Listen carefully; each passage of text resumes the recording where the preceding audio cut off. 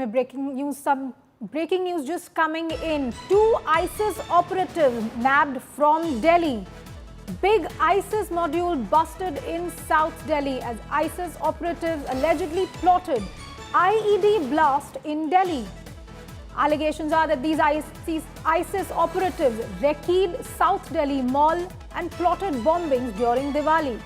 Two ISIS operatives were arrested who were allegedly attempting to make a timer from a watch, and in addition they were attempting to create an IED. The police have said that they had conducted a recce in Delhi of a major mall in South Delhi. A laptop has now been recovered from their possession as well as a phone, and a lot of information is being gleaned from them according to police sources. Himanshu Mishra is joining me live on this story. Himanshu, two men arrested, alleged ISIS operatives planned to bomb attacks in Delhi for Diwali. What more do we know? देखिए, ये बड़ी सफलता आप कह सकते हैं Delhi police special cell की, क्योंकि लगातार नजर बना करके पुलिस रखती है। और ऐसे में जब उन्हें जानकारी मिला कि दो लड़के, एक भोपाल का अदनान खान और दूसरा दिल्ली के सादिक नगर का, उसका भी नाम अदनान था, और ये दोनों आपस में कनेक्टेड थे, एक दूसरे से चैट करते थे और आईएसआईएस के ये ऑपरेटिव थे।